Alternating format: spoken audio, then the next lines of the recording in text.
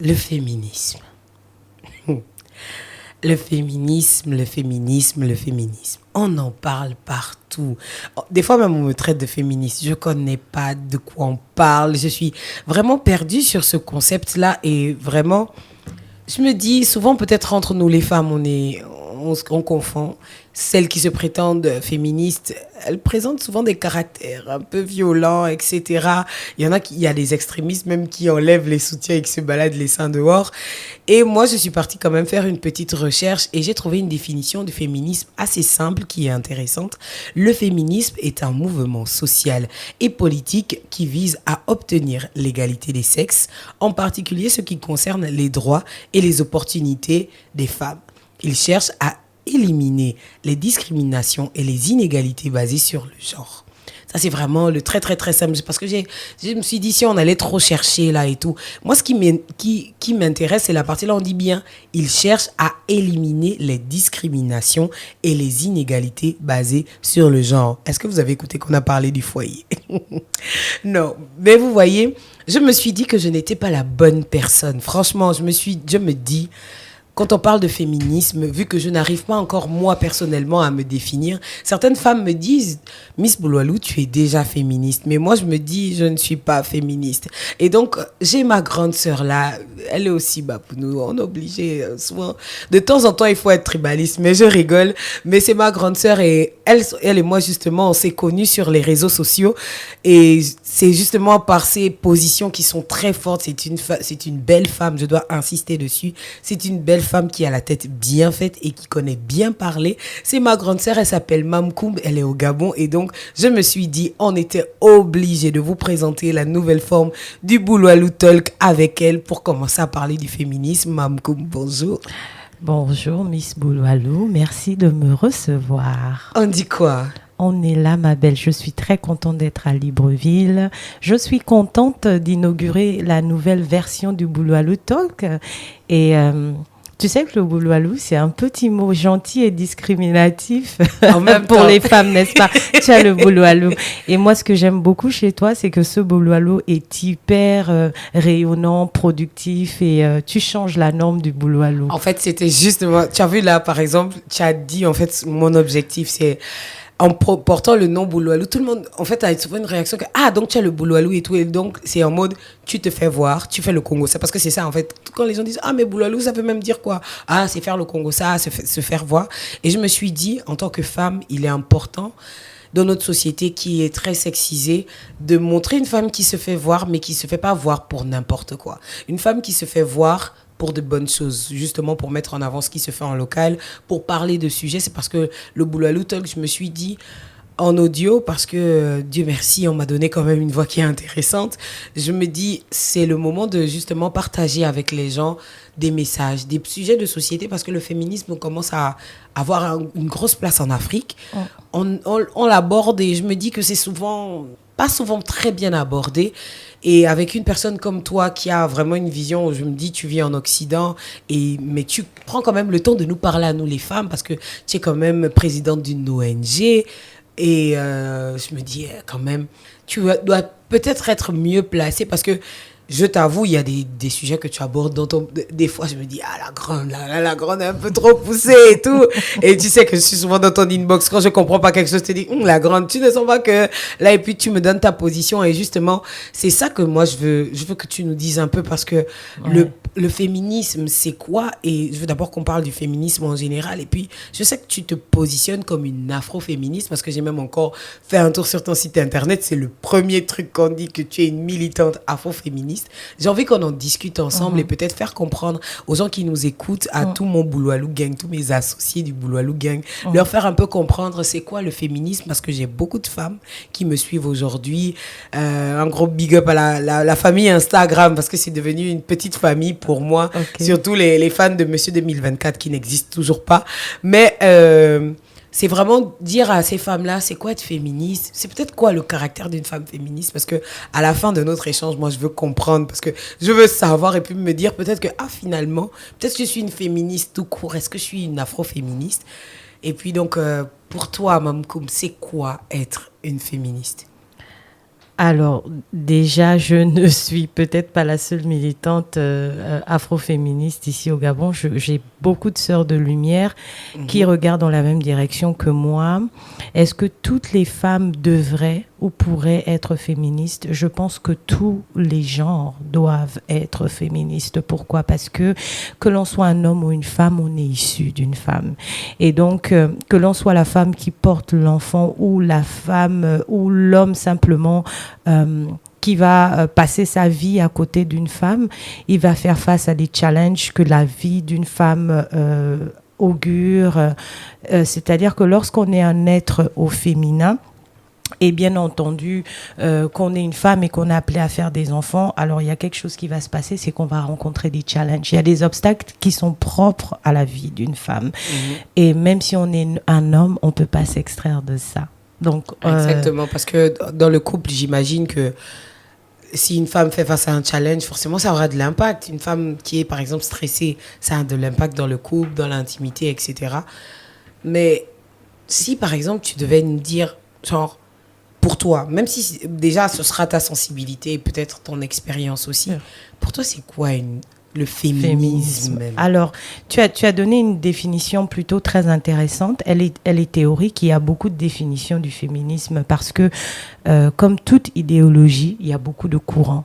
Il y a le courant de gauche, de droite, les centristes, les modérés, les extrémistes. Mais le féminisme, à la base, c'est vraiment une idéologie qui viserait l'égalité entre hommes et femmes dans la société, égalité en termes de droit d'accès aux mêmes privilèges dans la société. D'accord, ça c'est la base du féminisme. Alors justement cette partie-là, quand on parle de privilèges en société, est-ce que ça impacte directement dans le foyer? Parce que je pense que il y a souvent cette discussion-là, on dit une féministe n'est pas forcément une bonne femme au foyer, par exemple. Quand on parle de droit, par exemple, est-ce qu'on parle au travail? Est-ce qu'il y a des limites au féminisme quand on parle de droit? Je ne pense pas. Je crois que justement le droit s'applique dans tous les domaines d'une vie. C'est-à-dire que si tu vis avec quelqu'un en couple, dans un foyer, vous avez tous des droits entre concubins. Au travail, on a des droits. Dans la famille, on a des droits. Dans la tradition, on a des droits. Peu importe l'environnement, on a toujours des droits et des devoirs, n'est-ce pas? Donc, ce que le féminisme prône, de ce que j'ai pu entendre, parce qu'il y a beaucoup de féminisme, mais le féminisme de base, l'idéologie de base prône l'égalité, c'est-à-dire ce à quoi l'homme a accès en termes de droits, la femme aussi devrait avoir les mêmes accès. Ensuite, ce sera à l'un ou à l'autre de refuser ou d'accepter les privilèges liés à ce droit. Je te prends un exemple simple. Pendant des siècles en Occident, ce qui n'a pas nécessairement été le cas ici en Afrique, pendant des siècles en Occident, les femmes n'avaient pas le droit de voter. Qu'est-ce que ça veut dire voter? Voter, ça veut dire que je paye des impôts, je prends part à la vie active et j'ai le droit de choisir qui va gérer l'argent de la collectivité, qui va prendre des décisions pour moi et pour ma famille en tant que citoyen, n'est-ce pas? Exactement. Donc, imagine que tu vis dans une ville et que tu n'as pas le droit de choisir qui scolarisera tes enfants, qui t'entretiendra à l'hôpital, qui va construire tes routes. Tu n'auras pas le droit de regard sur celui qui prendra l'argent de tes impôts juste parce que tu es une femme. Est-ce que tu trouves que c'est normal? Ah, clairement non. Hein. Parce que si j'ai déjà en termes d'obligations, en termes de devoirs comme payer les impôts, etc. Si les impôts me sont aussi prélevés comme un homme, il n'y a pas de raison que je ne décide pas parce que justement, il faut qu'on décide ensemble de qui fait quoi pour nous, etc. Et donc, c'est important. C'est important quand même de se dire que j'ai le droit de choisir. C'est comme aujourd'hui, justement, moi, par exemple, je ne conçois pas un citoyen de plus de 18 ans qui n'est pas enrôlé. Un big up aux gens qui n'ont pas de NIP. Mais tu vois un peu, parce que pour moi, c'est un devoir, parce que j'ai l'obligation de choisir. Quel que soit comment ça se passe ensuite, j'ai l'obligation de choisir avec qui je veux continuer les prochaines années parce que je fais confiance à cette personne-là, à ce régime-là, à cette équipe-là pour justement bien utiliser les impôts pour que je puisse moins peut-être payer des impôts demain, que le pays soit mieux réfléchi, tu vois. Par exemple. En fait, moi, je pense que lorsque une partie de la société n'a pas accès à certains droits, c'est comme si on vous mettait dans l'obscurité. C'est comme si on vous enlève le droit d'exister en société, n'est-ce pas? Alors, le droit de vote, par exemple, ça a été une question critique en Occident pendant des années. Les sœurs féministes là-bas ont fait le job. Et moi, je dis toujours que nos sociétés africaines ont hérité des mots de l'Occident parce qu'on a été colonisé. Et ensuite, on a pris notre indépendance sur la base de ce que les autres avaient déjà fait. Donc, les mêmes causes produisent les mêmes effets. Alors, il y a beaucoup de personnes qui me disent, Mme Koum, mais pourquoi est-ce qu'on serait féministe? Parce que nous, ici, on n'a jamais empêché aux femmes de travailler, on n'a jamais empêché aux femmes de voter, mais il y a d'autres discriminations auxquelles nous faisons face. Mais après aussi, il faut qu'on dise que on a entre griffes, surtout notre génération de femmes, parce que si on compte que les autres, ils ont des centaines d'années d'indépendance et il y a eu des bagarres, des combats. En tant que nous, on est à moins de 100 ans d'indépendance et que au final, on arrive à voter déjà dès le départ, c'est qu'on a quand même bénéficié de pas mal de choses. Absolument. Et justement, parlons des mots auxquels on fait face, des mots auxquels on fait face ici en local. Je pense que c'est là où, je crois, on tombe dans ta vision du féminisme. De l'afroféminisme. Et on parle d'afroféminisme parce que à une époque, je me suis dit, non, moi, je me dis que je ne suis pas une féministe comme en Occident parce que avec les discriminations, il y a tellement de mots. Toi qui vis par exemple aux États-Unis, j'ai du mal à me définir par exemple en tant que noir parce que je me dis un noir vit tellement autre chose que moi je ne vis pas que j'ai souvent du mal à prendre position parce que je me dis que vous qui êtes par exemple comme dans un pays comme les États-Unis où on regarde des films qui nous donnent froid dans le dos sur comment les gens sont traités, on voit des vidéos sur les réseaux sociaux, je me dis pour pouvoir parler de votre problème, il faut que je puisse saisir le problème et vraiment comprendre pourquoi. À une époque, je me disais non, peut-être que les gens abusent cette histoire d'être noir, pourquoi. Mais quand j'ai commencé à suivre des films et à m'informer, je me suis rendu compte qu'on ne vit pas les mêmes réalités. Par exemple, ici, on a des disparités, on a des discriminations qu'on vit aussi. Ici, toujours avec les Blancs. Peut-être on ne les met pas trop en avant parce qu'on se dit, bon, ici, c'est nous qui sommes majoritaires, mais il y a des choses qu'on vit.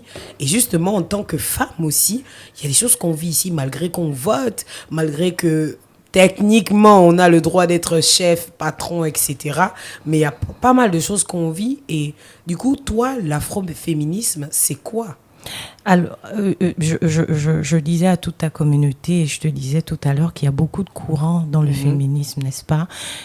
Déjà, j'ai envie de déconstruire quelque chose et je ne souhaite pas nécessairement que tout le monde soit d'accord avec moi.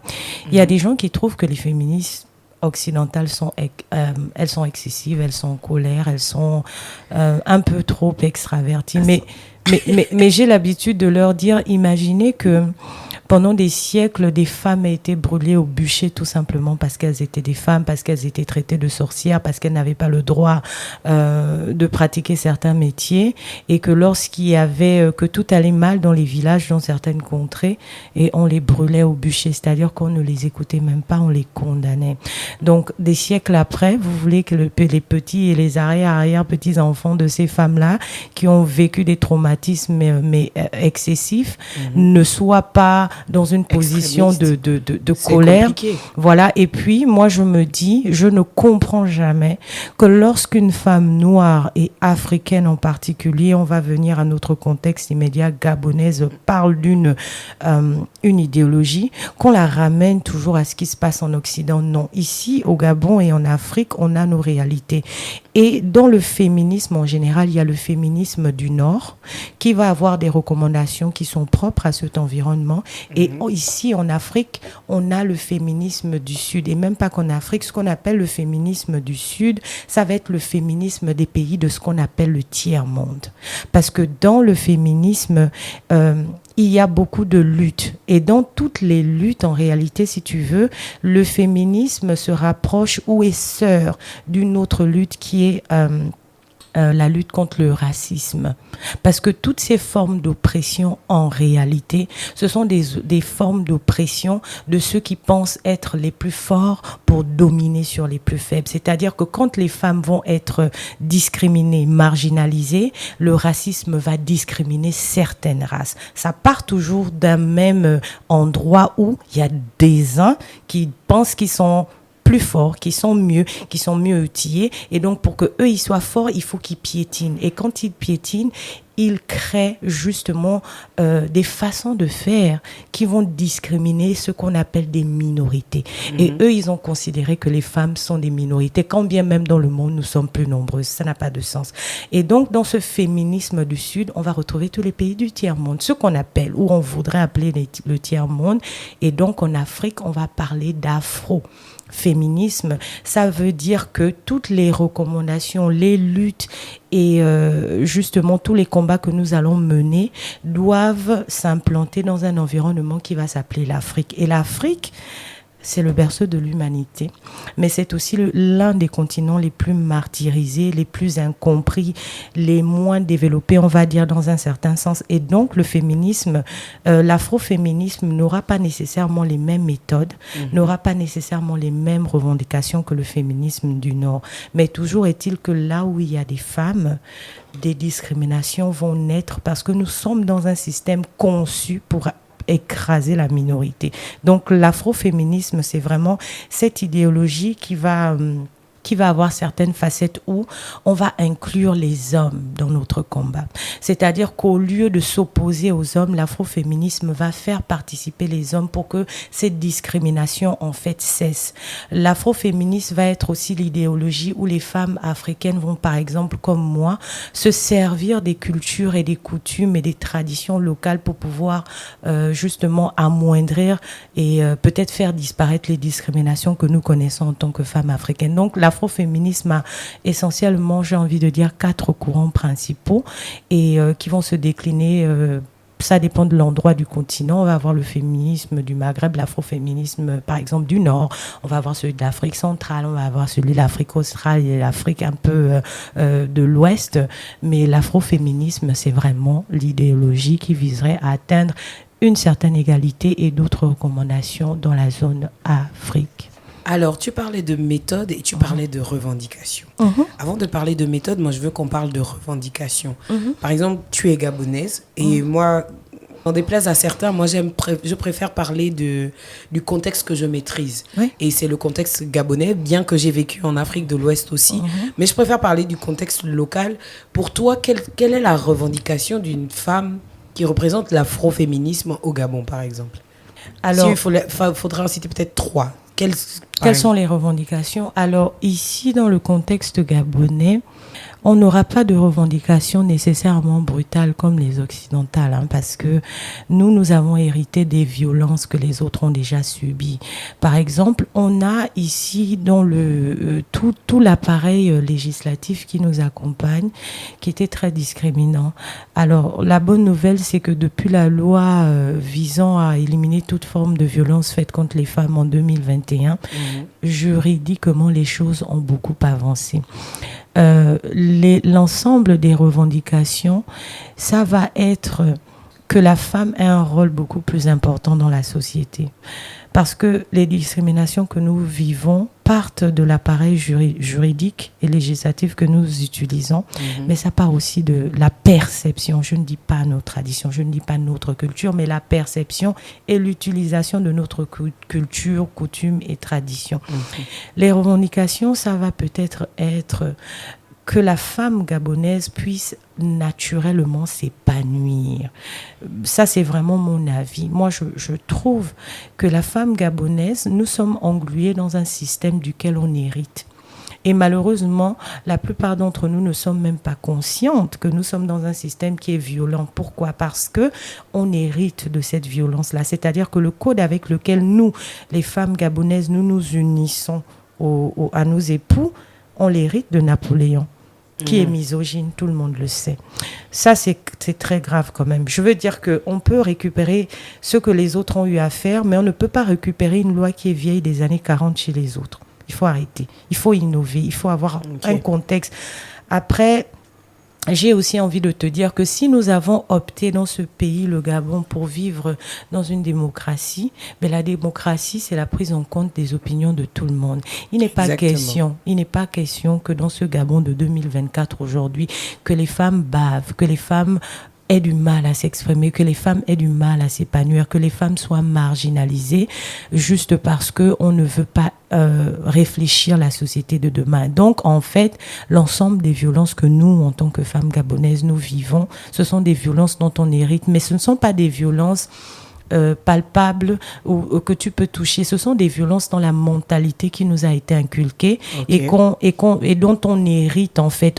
Je me rends compte que et les femmes et les hommes au Gabon ne savent même pas pourquoi est-ce qu'on porte ce regard qui va devenir misogyne, qui va être sexiste, qui va être raciste les uns envers les autres, qui va être tribaliste. En fait, on hérite de ça. On est dans un système conçu pour qu'on soit tous violents les uns envers les autres. Parce que c'est comme je te disais, la racine du mal, c'est le capitalisme. Le capitalisme valorise ce qui a été créé pour générer du bénéfice et déshumanise l'homme. C'est-à-dire, plus tu es déshumanisé, donc déconnecté de toi-même, mieux je t'amoindris. Donc, en réalité, nous, hommes comme femmes, en Afrique et au Gabon, nous sommes dans une spirale, on va appeler ça une matrix, où on ne sait même pas pourquoi on est méchants les uns envers les autres.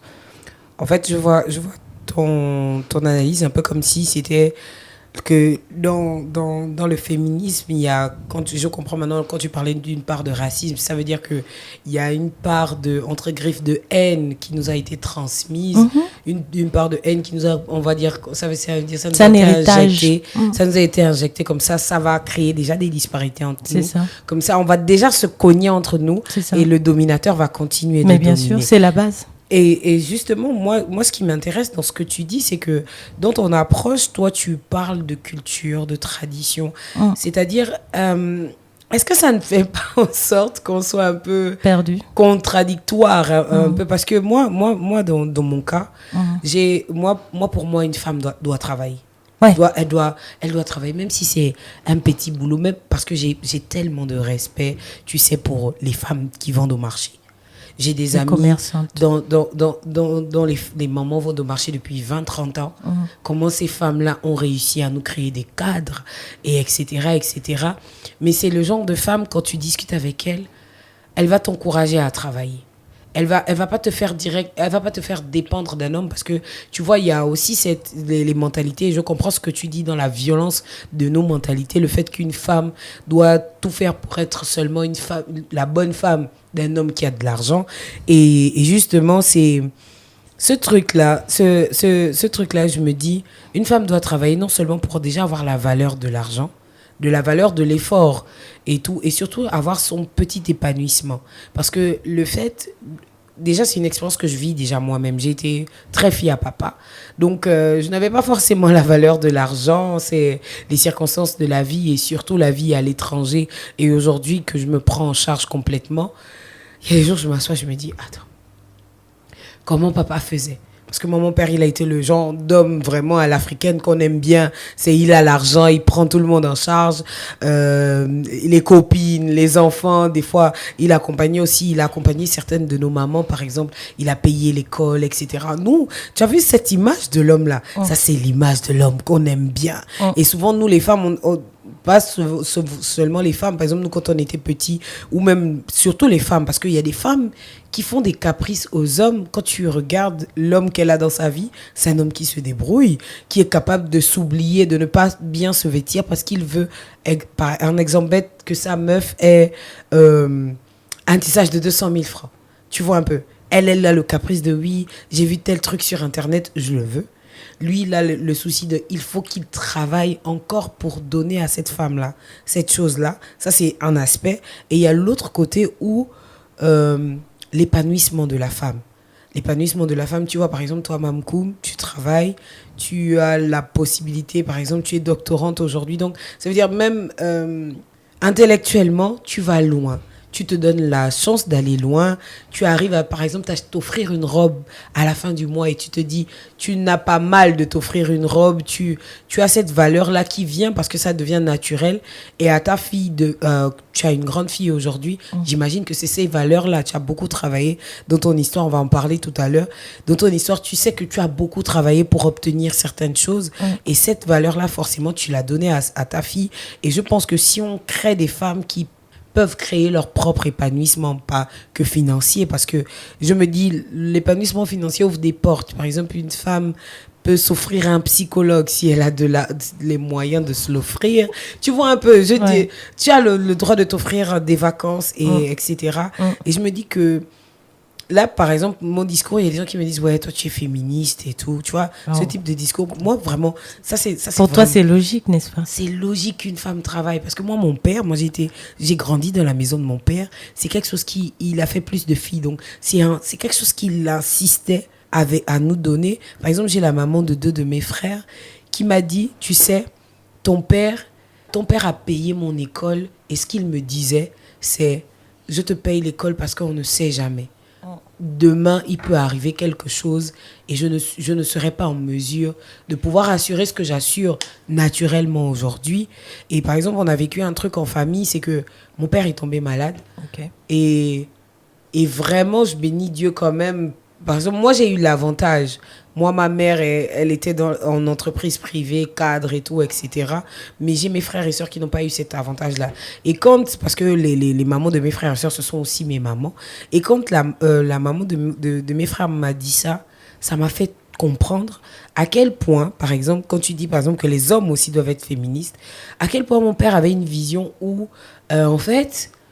Oui, je m'occupe des enfants, je remplis mon rôle comme on le dit par exemple dans la société, mais je pense à l'avenir parce que quelque chose peut m'arriver. Parce que ça c'est aussi le 3e pan et c'est surtout même celui que j'utilise le plus. Parce que moi par exemple, je fais partie des rares femmes de mon entourage qui n'ont pas d'enfants et c'est souvent même à des femmes qui ont des enfants à qui je dis mais ok, le papa il s'occupe de l'enfant mais demain tu fais quoi s'il lui arrive quelque chose ? Tu vois un peu. C'est un peu comme ça que moi, je vois les choses. Et certaines personnes me disent que je suis féministe. Et puis, bon, moi, je me dis, le féminisme, ça doit avoir un très grand rayon. Mais je me dis qu'en termes de droits, etc., et encore, quand on parle aussi des droits de la maternité, qu'on te paye tes indemnités de maternité, je pense que ça, c'est normal. Et quand je parle... Moi, en fait, il y a des choses que je me dis, c'est normal. Si c'est déjà acté dans la loi... et etc. Mais c'est normal qu'on me paye ça. Si c'est dans mon contrat et que tout ce qui régit la société ou l'entreprise dans laquelle je travaille, ça dit ça, on ne doit pas se chamailler. C'est un peu comme la retraite. C'est j'ai cotisé. Le jour où mon travail s'arrête, même le lendemain, en principe, tu dois me donner mon argent. Tu vois, c'est des choses comme ça. Moi, je vais dans en fait, ce qu'on appelle le common sense, mais certaines personnes disent que je suis féministe, tu vois. Et je ne sais pas comment toi, c'est quoi ta lecture, par exemple, de comment moi je vois les choses. Est-ce que tu penses que ça, par exemple, c'est du féminisme ? Alors, ce que je dirais d'abord, tu es une très belle jeune femme, belle à l'intérieur et à l'extérieur. Donc, ça fait que le fait que tu sois cultivée, ça t'emmène à comprendre les choses plus facilement parce que c'est une question de paradigme. Moi, je pense que tu n'as pas de problème et que plusieurs personnes devraient penser comme toi, comme moi. Et les autres ont le droit de penser différemment. Mais le problème, c'est que lorsque des violences s'exercent sur un genre particulier, ça touche toute la société. Parce qu'on est liés. Nous, ici en Afrique, on est interdépendants. Lorsqu'on perd cette interdépendance, on se perd. Je ne veux pas faire ma poète, mais lorsqu'on perd cette interdépendance, on se perd. C'est-à-dire, et je suis bien d'accord avec toi. Dès qu'on arrive si on rentre dans un schéma où on n'a plus besoin des uns des autres, cette société va mourir. Et c'est déjà le cas, par exemple, avec la fracture générationnelle où, au Gabon, 80% de la population gabonaise réside ici dans l'estuaire. Ça veut dire qu'on a une perte de transmission. On a des humains qui se détachent des autres humains et c'est pourquoi le développement, par exemple, de leur terre. Voilà, n'arrive pas partout parce que on veut se détacher des racines et c'est le plan, justement, devenir filiforme. Mais bref, l'urbanisation. Voilà. On se déplace, on va en ville pour des meilleures conditions. On peut apprendre les conditions en ville et les amener pour en faire plusieurs grandes villes. Mais c'est surtout qu'on devrait repartir à ces zones-là parce que nous avons encore la chance d'avoir 88% de notre territoire qui est de la forêt. Au Gabon, ça, je l'ai dit, on a 2 millions, on a plus de 2 millions d'hectares de terres arables. Je comprends pas comment on a le chômage. Bref. Écoute, on va commencer par déconstruire quelque chose parce que je pense qu'on parle là en bon gabonais, en bon africain, d'accord? Pour ceux qui ne comprennent pas l'afroféminisme, je pose une question. Comment est-ce que c'est possible avec tout le poids, quand je dis, non pas le poids, l'héritage culturel que nous avons, comment c'est possible de chérir sa mère et de battre la fille d'autrui? Comment? C'est ce que je te dis que c'est pour moi. Hein. En fait, moi j'ai du mal, je n'aime pas me mettre dans une case, j'aime pas les concepts. Ouais. Mais pour moi, c'est du common sense. C'est, voilà. Ça veut dire que comment tu as été élevé par une femme? Comment je vais essayer de répondre à cette question. Alors, c'est-à-dire que la perception que nous avons du mariage fait que la fille d'autrui qu'on marie ou qui va en mariage devient un objet. Elle devient un objet parce que la symbolique que nous utilisons du mariage est une symbolique importée qui part de l'Église catholique et qui part de ce que le mariage était la garantie du legs de l'héritage aux enfants issus de deux individus, sinon d'un homme identifié par l'Église. Donc, la femme devient un organe reproducteur.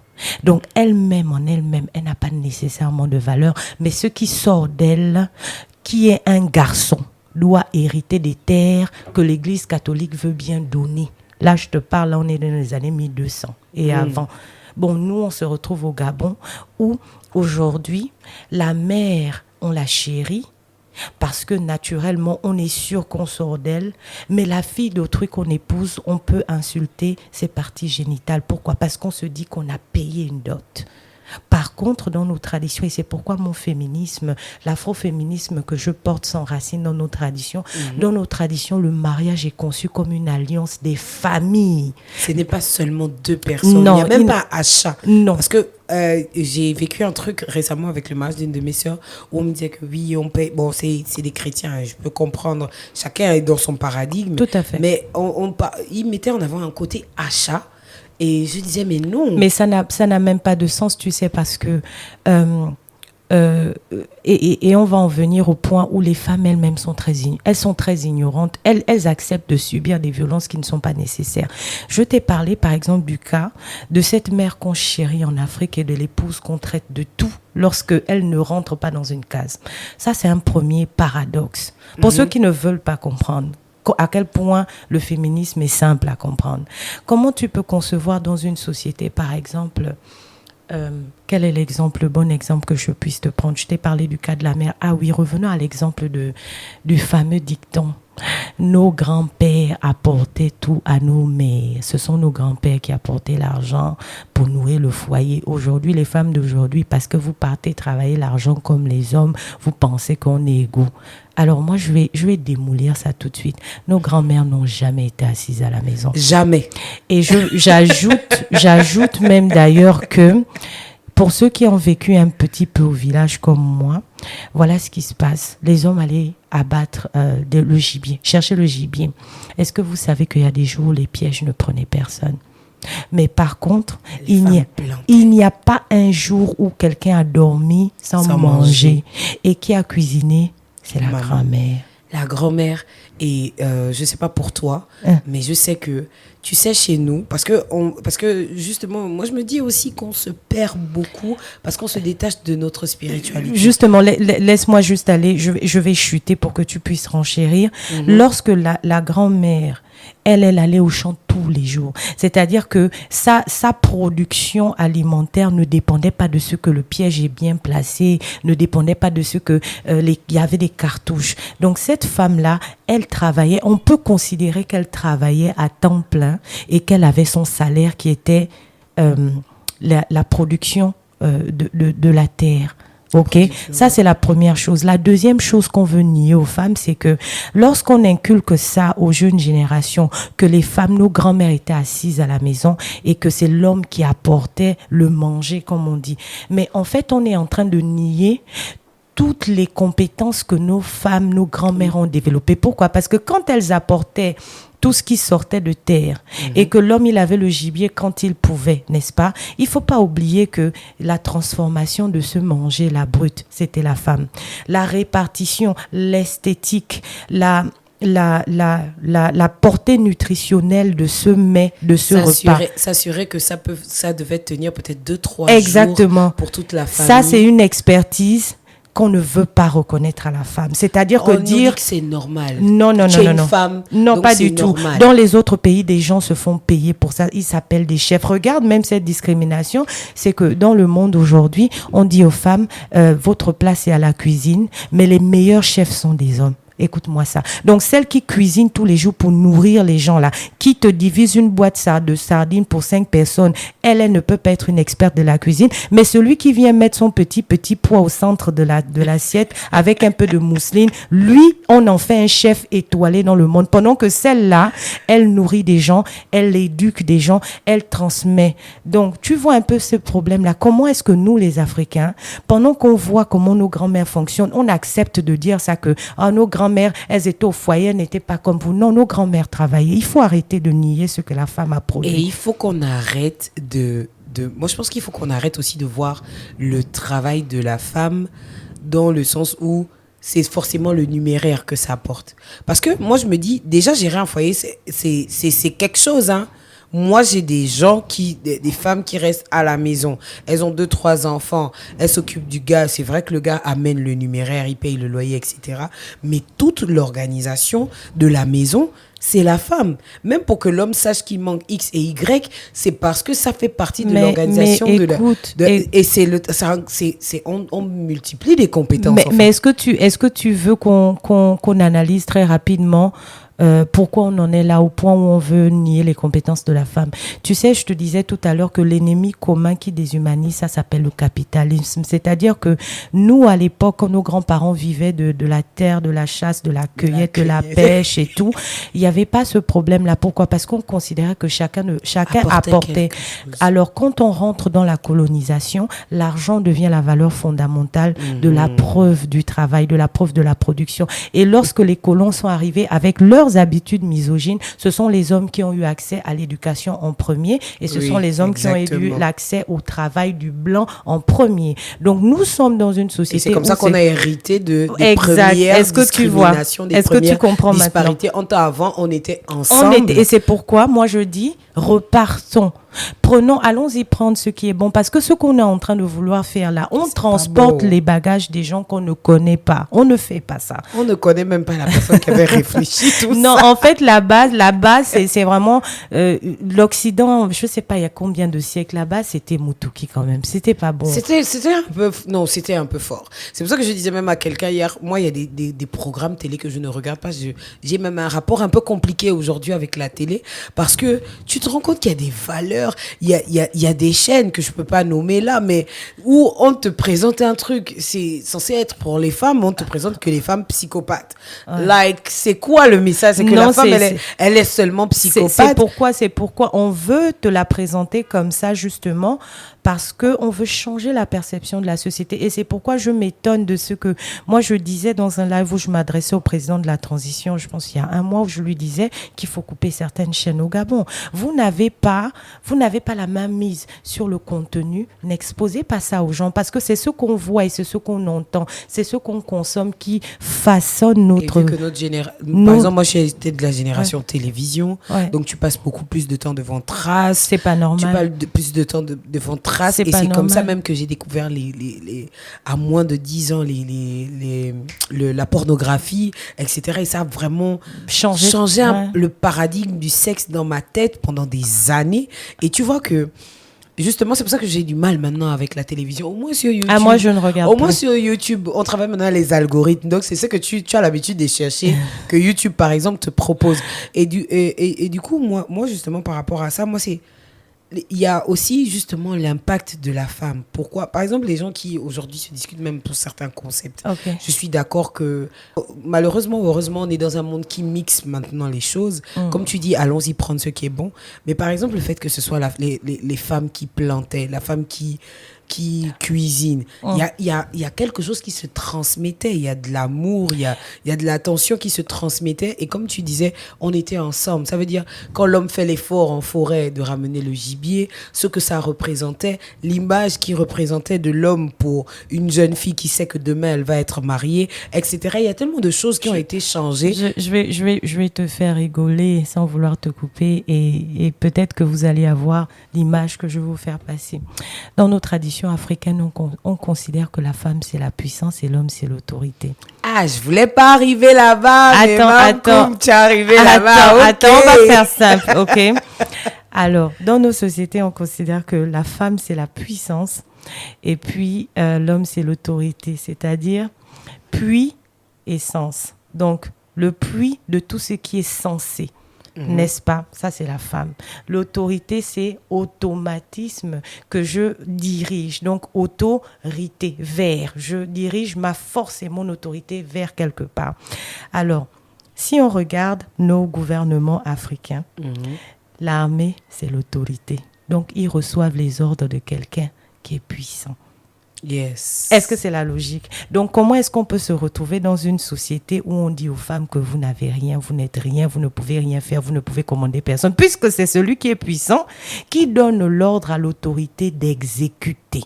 Mais on est dans une façon de faire où le fait que ce soit la femme qui donne les directives de manière direct, oui, ce ça n'est fait plus, peur. comme on dit, Voilà, ça fait peur aux hommes. derrière un homme se cache une... Voilà, ça fait peur. Ce qu'on veut, c'est que ce soit derrière un homme se cache une grande dame. Et lorsqu'une seule femme te dira, moi, je n'ai pas envie de me situer derrière un homme, j'ai envie d'être à ses côtés, par exemple. Moi, je suis même pas je ne veux être derrière personne, je veux être devant. Moi, je suis tout simplement en train de dire, je veux être, laissez-moi être à côté. Donnez-moi l'opportunité. Non, ne m'empêchez pas de décider de ne pas être derrière un homme. Si je n'en ai pas besoin, ça ne fait pas de moi une mauvaise femme. Bon, après, moi la vision d'être derrière un homme, moi je dis, c'est de l'accompagner. Par exemple, je dis n'importe quoi. Par exemple, si on prend le couple le plus hypé, le plus célèbre, Michel et Barack, dans leur relation, quand on l'analyse vraiment, sans connaître tous les contours, on voit une période où Michel s'est mise derrière lui pour suivre la direction qu'il prenait. Et après, quand il a laissé le poste de président, lui, il est maintenant passé derrière elle pour l'accompagner dans tout ce qu'elle fait aujourd'hui. Mais tu sais que le problème, c'est que dans le cadre du couple Obama-Michel a toujours été plus brillante. Elle est plus résiliente, elle est plus brillante, elle est plus tacticienne, elle est plus stratège que lui. Elle est tout plus que lui. Par contre, nous sommes dans une Amérique patriarcale où le fait que ce soit la femme qui tire l'homme de manière directe dérange. Donc, qu'est-ce qu'ils ont fait? Ils ont joué la stratégie de je te laisse passer devant et puis on fait genre. Mais elle est tellement charismatique, la dame, que ça pétille. C'est-à-dire que dès qu'elle est derrière lui, là, elle shine tellement que le frangin, de tout son succès c'est là, tu vois. Mais on est dans le patriarcat parce que l'origine des discriminations que nous identifions dans l'afroféminisme s'appelle le patriarcat. Et c'est pourquoi je dis, si on n'étudie pas nos traditions, si on ne prend pas ce qui est important, on ne comprend pas l'enjeu. Quand on dit patriarcat, ça veut dire qu'il y a un patriarche. Le patriarche, c'est le père. Le patriarcat, c'est un système de domination politique, sociale et culturelle qui voudrait que ce soit l'homme qui administre tout. C'est-à-dire que c'est lui qui connaît tout, c'est lui qui gère tout et c'est lui qui a tout le monde sous sa domination. Exact. Donc, le patriarcat va faire naître des violences. Pourquoi? Parce que, et c'est pas seulement contre la femme, c'est aussi contre les enfants et toutes les personnes qui sont sous son autorité. Par contre, notre Afrique était matriarcale. Et les gens confondent patriarcat et patrilinéarité. Les gens confondent matriarcat et matrilinéarité. La linéarité vient de ce que si toi, Piri, aujourd'hui, Miss Bouloualou, tu as un enfant, si tu es du Sud comme moi, vous êtes matrilinéaire, c'est-à-dire le sang se transmet par toi, ta tribu, à toi. Donc, si tu vas chez nos parents du Nord, par exemple, eux, ils sont patrilinéaires, c'est-à-dire que le nom et l'héritage passent par la lignée du père. Donc, ça, c'est une histoire directe. Le patriarcat, c'est qui administre la cité. Ce sont les besoins de qui sont prioritaires. Nous, en Afrique, on était matriarcat. On était dans le matriarcat. Pourquoi? Parce qu'on concevait que la femme a nécessairement beaucoup plus de besoins que l'homme. Avoir des besoins particuliers à son genre ne veut pas dire que les besoins de l'autre ne sont pas importants. C'est-à-dire que le fait que toi, tu aies beaucoup plus de besoins spécifiques ne veut pas dire que les miens ne sont pas importants. Exactement. Je veux dire, par exemple, que dans la vie d'une femme, si tu es une femme normale, pardon aux hommes qui nous écoutent, ne faites pas les choquer, la femme va dépenser annuellement entre 12 000 et 24 000 francs CFA pour ses protections hygiéniques. Bon, entre 12 000 et 24 000, l'humain qui s'appelle l'homme n'a pas ce besoin. Ok, ça c'est un besoin par exemple. Ouais. C'est-à-dire ça, que c'est un besoin. Là, on parle pas de beauté. Non, on parle c'est d'hygiène. ça c'est le fonctionnement du corps de la femme qui est spécifique. Donc ça veut dire quoi? Ça veut dire que dans une république qui se respecte, vous ne pouvez pas prévoir le budget des hôpitaux sans allouer beaucoup plus d'argent aux maternités. Pourquoi? Parce que ces femmes-là, régler, c'est un besoin physiologique, ce n'est pas un caprice, c'est la nature qui le veut. Donc ça veut dire quoi? Ça veut dire que la femme, si on parle de santé, elle peut être prioritaire. Ça ne veut pas dire qu'elle dépasse, qu'elle est moindre, elle est prioritaire. Parce que ce qu'elle a, personne d'autre ne l'a. Et ça ne veut pas dire que c'est un problème. Par exemple, ici au Gabon, on a une cabale contre les filles claires. Moi, ça me dérange. C'est sexiste et c'est misogyne, c'est vilain et c'est moche. Bon, après, je pense que je ne sais pas, je me suis pas encore retrouvée dans une situation où ça devient vraiment problématique, mais pour moi, ça l'est. C'est vrai que, par exemple, dédicace à Diego Falandri, c'est vrai que lui, par exemple, histoire de femme claire, et pourtant lui-même il a femme claire, hein, mais c'est ça qui est drôle. Non, le fait puis, d'en rire, ça distille la violence. Oui, on en rit, mais après, je crois, j'ai déjà vu des commentaires, par exemple, sur ses publications à lui, là où quelqu'un dit que, mais vraiment, nous, femmes claires, on souffre, etc. Oui, mais regarde. C'est-à-dire que là, on est en train de reproduire un schéma qui est violent, mais on ne le sait pas. On veut rire de ça.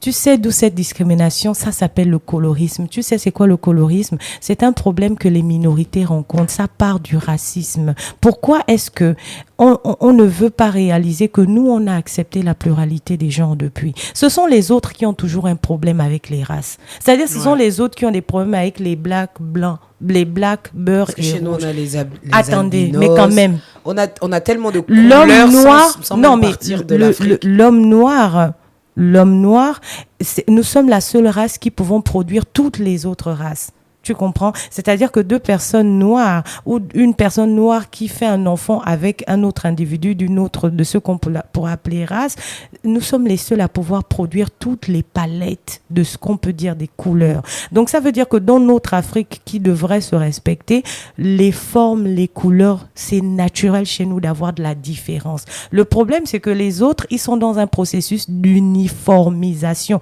Tu sais, comme quand tu vas dans une industrie, tous les sacs doivent ressembler au même standard. Ils veulent standardiser parce que les différences, ça dérange. Exactement. Donc nous, ici, on veut faire la même chose avec les filles rondes, les filles claires, les filles minces. On passe toute la journée à dire ça. Et même la rondeur. Par exemple, nous, Bon, par exemple, tu vois un peu. Il y a une nouvelle cabale, c'est les femmes sans fesses, par exemple.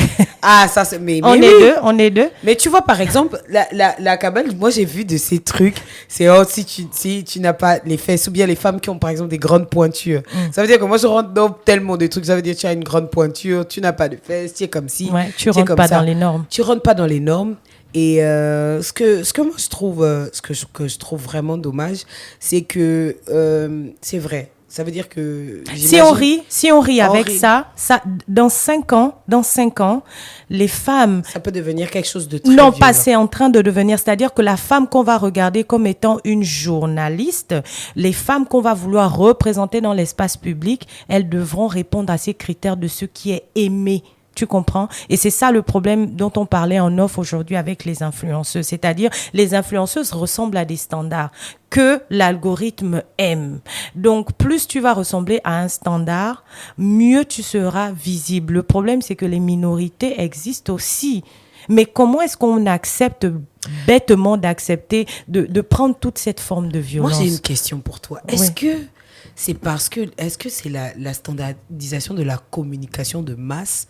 Est-ce que ça veut forcément dire que c'est la majorité? Ce n'est pas Parce que moi, par exemple, au Gabon, moi, je me rends compte. Moi, je suis arrivée dans des pays, par exemple, on trouve beaucoup de femmes fines. Par exemple, en Afrique de l'Ouest, on trouve beaucoup de femmes fines, mais on trouve aussi des femmes avec, par exemple, j'étais au Ghana.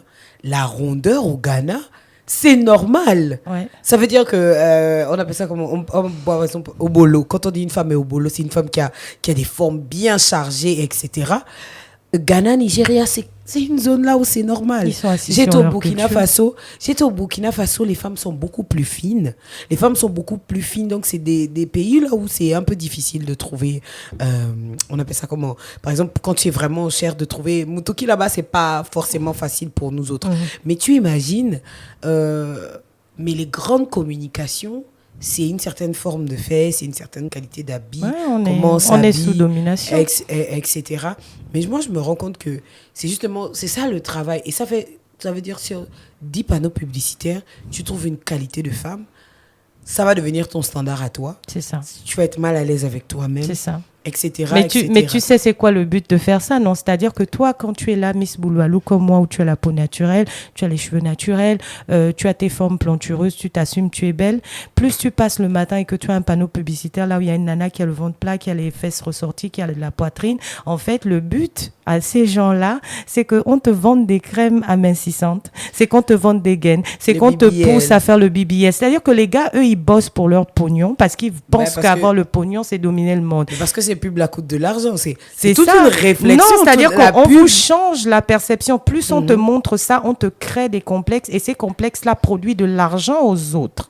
Est-ce que tu vois? Et c'est Yeah. pourquoi moi je dis aux femmes, revenons à notre nature Et on vraiment tombe vraiment dans le capitalisme dont tu parles depuis élémentaire. C'est-à-dire que le début. plus moins on se fait confiance, plus on enrichit d'autres personnes. C'est-à-dire que plus j'ai envie que mes cheveux soient lisses, plus je consomme des produits pour lisser mes cheveux. J'ai abandonné ça. Voilà. Plus, par exemple, je me décape la peau, plus j'enrichis quelqu'un que je ne connais pas. Entre-temps, quand je suis dans ma culture de femme pour nous, la femme pour nous, les gens connaissent le standard de la femme pour nous, qui va être une femme qui a la peau ébène, qui a une peau, comme on dit, couleur maningou, Exactement. une femme qui va être naturelle, qui va être charnue, une femme qui va être douce. Mais ça, c'est une femme naturelle. Mais est-ce que la femme naturelle, là, qui est dans son élément, c'est celle-là qui est nécessairement valorisée? Non. Ah non. Voilà. Donc, si tu retournes là où les gens se sentaient à l'aise, tu arrêtes de consommer ce que tu ne peux même pas produire et ta vie devient meilleure. Yeah. Là, on arrive parce que je profite d'être avec toi parce que là, on va faire notre podcast en 2 parties d'ailleurs. Ça marche. On parle du féminisme et j'espère vraiment, vous, les associés du Bouloualou Gang, les hommes surtout, parce que après, je pense aussi que beaucoup de stigmates sont aussi...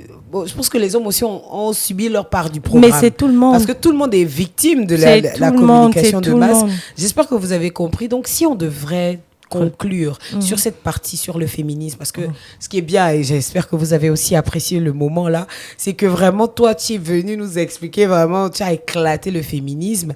Et si on devait dire à quelqu'un quelque chose pour l'encourager à être afro-féministe et surtout revenir sur ce que tu dis, le retour aux sources, à nos traditions, tu dirais quoi s'il fallait conclure le sujet là? Alors moi, je vais essayer de repartir les tâches un petit peu parce que si on embrasse tout, ça peut peser sur les épaules, mais on a le potentiel pour changer les choses. Alors je vais m'adresser aux hommes. Messieurs, vous descendez tous d'une femme. Moi, j'aime à dire que l'homme dépose la semence, mais c'est la femme qui fait le choix de donner la vie. Pourquoi? Parce que pendant 9 mois, c'est elle qui porte l'enfant. Donc, en réalité, la vie dépend de la disponibilité de la femme dans tous les sens. Messieurs, vous ne pouvez pas adorer vos mères et rejeter vos épouses parce qu'elles ne sont pas issues de vous. La femme, c'est la vie. Tout débute par une femme. Moi, je suis convaincue que Dieu est une femme.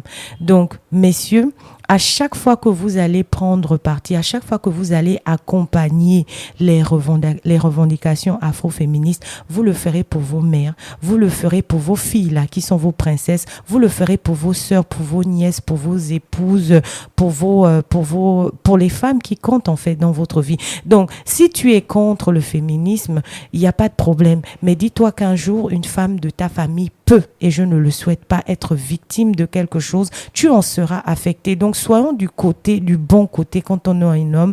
Il ne faut pas avoir peur de la puissance des femmes. Plus les femmes sont puissantes dans leur élément, mieux la société se porte. Maintenant, je vais m'adresser aux femmes de tout âge, peu importe. La question que je voudrais là, maintenant qu'on se laisse implanter dans le subconscient des femmes qui nous écoutent, Miss Bouloualou, c'est de savoir, lorsque tu n'es pas l'épouse de quelqu'un, lorsque tu n'es pas la mère de quelqu'un, lorsque tu n'es pas la chisa de quelqu'un, lorsque tu n'es pas la sœur et la fille de quelqu'un, qui es-tu? Ah ouais, ça c'est une grande question. Réponds à ça. Réponds à ça. L'obtention de cette réponse peut te prendre des jours, des mois, des années.